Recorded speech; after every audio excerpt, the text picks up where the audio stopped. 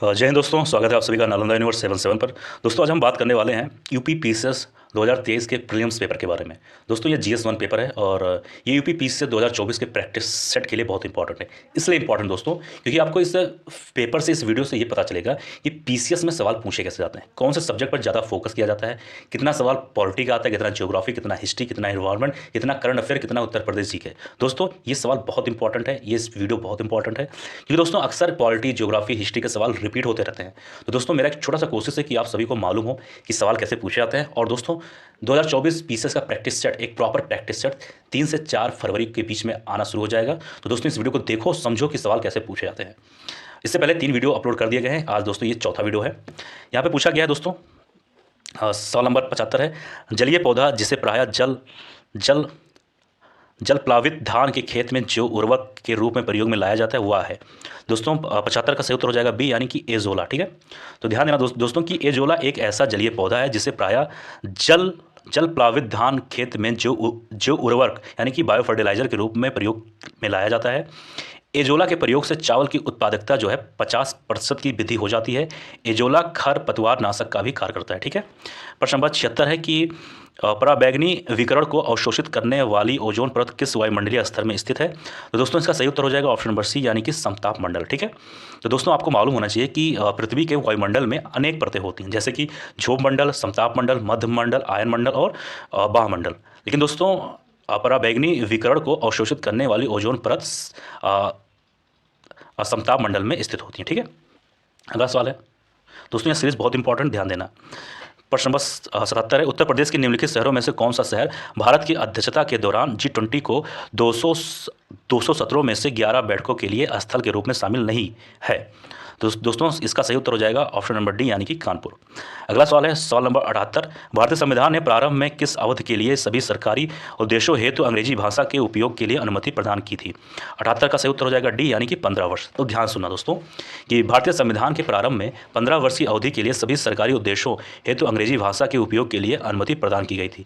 यह अनुमति भारत के संविधान के अनुच्छेद 342 में दी गई थी और अनुच्छेद 343(2) के अंतर्गत संसद कानून बनाकर इस अवधि को बढ़ा भी सकती है। ये चीज़ मालूम होना चाहिए।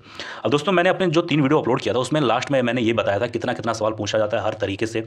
इस वीडियो के लास्ट में भी मैं विस्तार से बताऊंगा कि कितने सवाल पूछे गए, कितने सब्जेक्ट में से कौन, कितना करंट अफेयर का, कितना पॉलिटी, हर चीज़। तो दोस्तों इस वीडियो पर लास्ट तक बने रहना। अगला सवाल है सवाल नंबर 79। इससे पूछा गया दोस्तों कि निसार उपग्रह निम्नलिखित में से किस संगठनों द्वारा संयुक्त रूप से विकसित किया गया है। तो दोस्तों 69 का सही उत्तर हो जाएगा ऑप्शन नंबर सी, यानी कि अगर नहीं दिख रहा होगा तो मैं बोल दे रहा हूँ, सी में दोस्तों इसरो और नासा। ठीक है, सवाल नंबर 80 पर आ जाइए। यहाँ पर है, इससे कहा गया दोस्तों कि निम्नलिखित में से कौन सा बंदरगाह, यानी माफ करिए, कौन सा सही सुमेलित नहीं है। एक तरफ बंदरगाह दिया गया है, दूसरी तरफ देश दिया गया है, तो आपको ये बताना है कौन सा सुमेलित नहीं है। 80 का दोस्तों सही उत्तर क्या हो जाएगा आइए जानते हैं।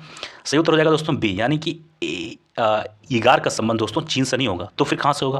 तो दोस्तों ईगार का संबंध हो जाएगा, मतलब माफ करिए, ईगारका का संबंध हो जाएगा रूस से। यानी ईगारका जो बंदरगाह है दोस्तों ये रूस में, ना कि चीन में है, तो ये क्या हो जाएगा, सुमेलित नहीं होगा। इसका मतलब क्या हुआ कि ए, सी और डी आपस में सुमेलित है। यानी अगर हम बात करें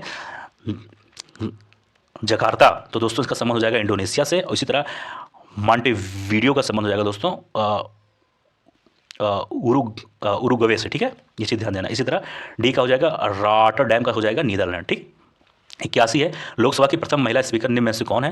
तो 81 का सही उत्तर हो जाएगा सी, यानी कि मीरा कुमार। ठीक है, अच्छा कभी पूछ ले कि प्रतिभा पाटिल जी, तो दोस्तों ये भारत की प्रथम महिला राष्ट्रपति थी, ये चीज़ मालूम होना चाहिए। और सुषमा स्वराज जी, तो दोस्तों ये भारत की प्रथम महिला विदेश मंत्री थी, ये चीज़ भी आपको मालूम होना चाहिए। ठीक, 82 है, निम्नलिखित में से कौन सा सही सुमेलित नहीं है। ठीक है, एक तरफ दोस्तों दिया गया है सहायक नदी, एक तरफ दिया गया है नदी, तो क्या पूछा गया है, सुमेलित नहीं है। तो दोस्तों 82 का सही उत्तर हो जाएगा ए, यानी कि प्राणहिता जो दोस्तों सहायक नदी है, ये महानदी का सहायक नदी नहीं है।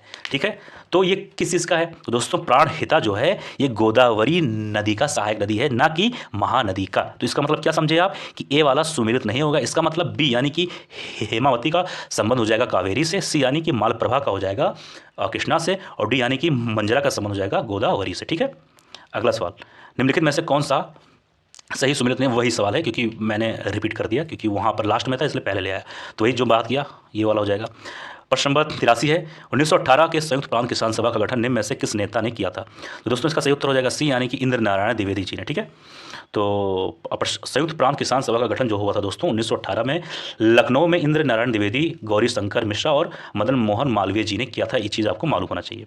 अगला सवाल है सवाल नंबर 84, निम्नलिखित में से कौन सा कार्यक्रम केंद्रीय सरकार का कार्यक्रम नहीं किंतु उत्तर प्रदेश सरकार की योजना है? इस सवाल का दोस्तों सही उत्तर हो जाएगा ए, यानी गंगा एक्सप्रेसवे। ठीक है, तो ध्यान देना दोस्तों कि गंगा एक्सप्रेसवे जो है उत्तर प्रदेश सरकार की योजना है या निर्माणाधीन है। इसका प्रथम चरण मेरठ जनपद के बिजौली ग्राम को प्रयागराज जनपद के जूदापुर ग्राम से जोड़ेगा। बाद में इसको हरिद्वार और बलिया से भी जोड़ दिया जाएगा। इसके प्रथम चरण का निर्माण कार्य दिसंबर 2024 तक पूर्ण हो जाने की संभावना है। ठीक है, आगे बढ़ते हैं।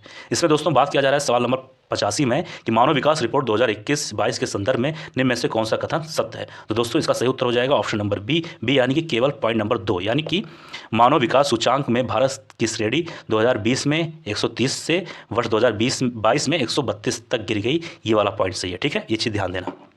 अच्छा, नंबर 1 पे कौन है? तो ये भी कभी पूछ ले तो दोस्तों नंबर 1 पे हो जाएगा स्विट्जरलैंड, और दूसरे पे है नॉर्वे, और तीसरे पे है आइसलैंड। ठीक है, अब नंबर 86 में क्या है आइए जानते हैं। 86 में दोस्तों निम्नलिखित में से कौन सा कारक जो वित्तीय हाश के लिए सर्वाधिक महत्वपूर्ण कारक है? तो 86 का सही उत्तर हो जाएगा ए, यानी कि प्राकृतिक वाश का विनाश। ठीक है, अगला सवाल, संयुक्त राज्य अमेरिका तथा मेक्सिको के बीच सीमा पर कौन सी नदी स्थित है? तो दोस्तों 87 का सही उत्तर हो जाएगा सी, यानी रियो ग्रांड। ठीक है, रियो ग्रांडे। ठीक है, 88 है, निम्नलिखित कथनों में से कौन सा सही है? तो 88 का सही उत्तर हो जाएगा ए, यानी कि ये वाला, यानी रामगंगा नदी कन्नौज के पास गंगा नदी में मिलती है। ये चीज़ सही है। बाकी जो पॉइंट नंबर 2 में जो लिखा है कि बेतवा नदी प्रयागराज के पास यमुना नदी मिलती है, ये पॉइंट हो जाएगा गलत। ये चीज़ ध्यान देना। ठीक है, थोड़ा सा आइए विस्तार से बात कर लेते हैं। तो ध्यान देना दोस्तों कि रामगंगा नदी कन्नौज के पास गंगा नदी में मिलती है। बेतवा नदी जो है दोस्तों वो उत्तर प्रदेश के हमीरपुर जनपद में यमुना नदी में मिलती है, ना कि प्रयागराज में। ये चीज़ आपको मालूम होना चाहिए।